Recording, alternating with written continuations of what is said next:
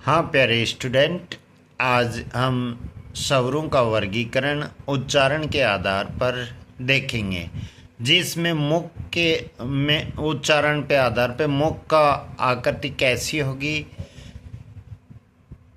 होठों की आकृति किस तरह की बनेगी और जीभ की सक्रियता किस तरह रहेगी। ये सभी एक ही वीडियो में और सबसे आसान तरीके से देखने वाले हैं।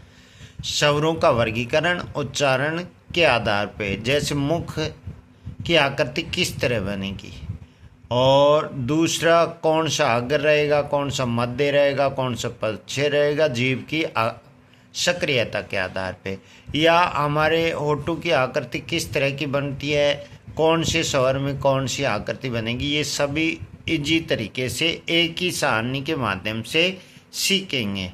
तो देखिए, जैसे हमने स्वरों को बांट दिया, सबसे पहले देखते हैं वर्ताकार या अवर्ताकार, यानी होठों की आकृति के आधार पे, यानी अवर्ताकार और वर्ताकार, यानी होठ की आकृति के आधार पर स्वरों का वर्गीकरण।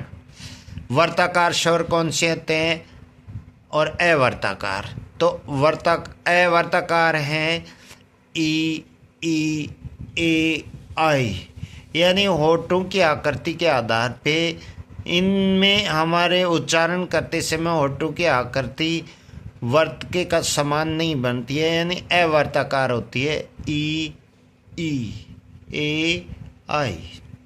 आप जिनमें उच्चारण करते समय होठों की आकृति वर्त के समान होती है, यानी गोल होती है, तो वो वर्ताकार कहलाएंगे। जैसे ऊ, ओ, आओ या आओ, डॉक्टर आगत वाला, या आ, ये वर्ताकार हो गए। अब अग्र या पश्य या मध्य, अग्र मध्य पश्य, ये जीभ की सक्रियता के आधार पे, जैसे अग्र स्वर कौन से हैं, मध्य स्वर कौन सा है और पश्य स्वर कौन सा है, तो एक ही सारणी में हम ये इसी सारणी के माध्यम से, यानी जीभ की सक्रियता, इनका उच्चारण करते समय हमारा जीभ का अग्र भाग सक्रिय रहता है। ई, ए, आई, यानी हमारी जीभ इनका उच्चारण करेगी तो जीभ का आगे वाला हिस्सा सक्रिय रहेगा। मध्यम स्वर एक ही है ओनली, कौन सा? ए, यानी इसमें हमारा जीभ का मध्य भाग सक्रिय रहता है।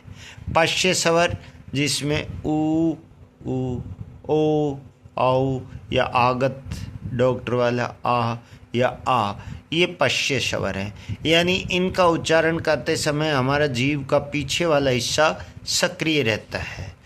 अब मुख के आधार पे, यानी मुख की आकृति कैसी होगी जिनके उच्चारण करते समय, तो आपने सुना होगा संवर्त, अर्ध संवर्त, अर्ध विवर्त, विवर्त।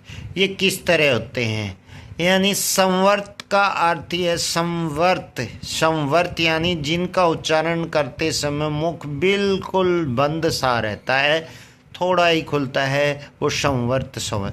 और सबसे इजी संवर्त स्वर कौन से हैं? तो इधर देखिए, ई, ऊ, ये कैसे हैं? संवर्त स्वर, यानी इनका उच्चारण करते समय हमारा थोड़ा ही मुख खुलता है, बिल्कुल निम्नतम मात्रा में मुख खुलता है। फिर संवर्त से थोड़ा सा का अधिक मुख खुलेगा, यानी अर्ध संवर्त, संवर्त से थोड़ा अधिक मुख खुलेगा अर्ध संवर्त में। ए, ओ, इनमें थोड़ा अधिक मुख खुलता है। फिर विवर्त, विवर्त यानी जिसमें पूरा मुख खुलता है।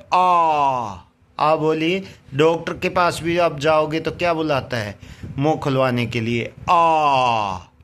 तो ये विवर्त, यानी मुख की आकृति के आधार पर सर्वाधिक मुख खुलता है आ। इसी तरह अब इस विवर्त से थोड़ा कम खुलता है, वो किस में? अर्ध विवर्त में। ए के बाद आई आता है, यानी आई और ए, आओ और डॉक्टर वाला, यानी इनमें अर्धविवर्त स्वर कहलाते हैं। यानी सर्वाधिक मुख खुलेगा हमारा मुख की आकृति में, किसमें? आ, उससे थोड़ा कम किस में खुलेगा? आई, ए, आओ, आ। और संवर्त में यानी बिल्कुल बंद साक रहता है ई, ऊ। और उससे थोड़ा सा का अधिक खुलेगा अर्ध संवर्त में आई, आओ।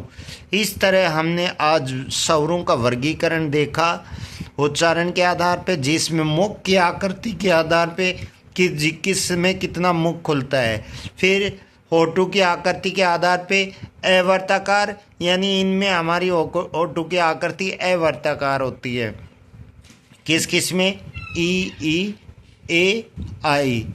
और जिनमें वर्ताकार यानी हमारी होठों की आकृति वर्त के समान होती है, ऊ, ओ, आउ, आ। और फिर हमने देखा कि जीभ की सक्रियता के आधार पे कि हमारे जीभ का भाग कौन से स्वर में कैसे सक्रिय रहता है। जैसे अग्रभाग जीभ का यानी आगे वाला भाग ही सक्रिय रहता है, अग्र स्वर कहलाएंगे ये। फिर जीभ का मध्य भाग स्वर सक्रिय रहता है ओनली एक ए में, और पश्चिम भाग सक्रिय रहता है जो इनमें अग्र ई, ए, आई, मध्य ए, पश्चिम ऊ, ओ, औ, आ। ये पश्चिम स्वर हैं। इस तरह एक ही सारणी से हमने देख लिया कि स्वरों का वर्गीकरण देख लिया, जिसमें मुख के खुलने के आधार पे और होठों की आकृति के आधार पे, जीभ की सक्रियता के आधार पे। और इसको बिल्कुल अच्छी तरह 1 से 2 बार देखिए, आपको आसान भाषा में, और इससे आसान कोई तरीका नहीं होता एक स्वरों का वर्ग। हमारी परीक्षा में पूछा जाता है अग्र स्वर कौन से हैं, तो ये अग्र हो गए। मध्यम स्वर कौन सा है, तो ओनली ए। पश्चिम स्वर कौन सा है, तो ये हो गए।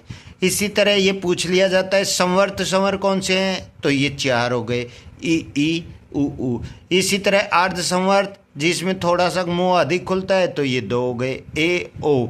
इसी तरह अर्ध विवर्त जिसमें थोड़ा विवर्त से थोड़ा कम मुंह खुलता है, तो आई, ए, आओ, आ। इसी तरह विवर्त स्वर कौन सा है, कई बार एग्जाम में पूछा जाता है, तो विवर्त यानी सर्वाधिक मुख खुलता है, तो आ। कौन सा हो गया? आ। इसी तरह होठों के आधार पे अवर्ताकार पूछ लिया जाए, तो ये वाले अवर्ताकार हैं। वर्ताकार कौन से हैं, जिनमें होठों की आकृति वर्त के समान बनती है, तो ये वाले हो गए। अब इससे अच्छा तरीका कोई भी नहीं हो सकता है। इसलिए प्यारे विद्यार्थियों, इस वीडियो को लाइक करें, शेयर करें, सब्सक्राइब करें। धन्यवाद।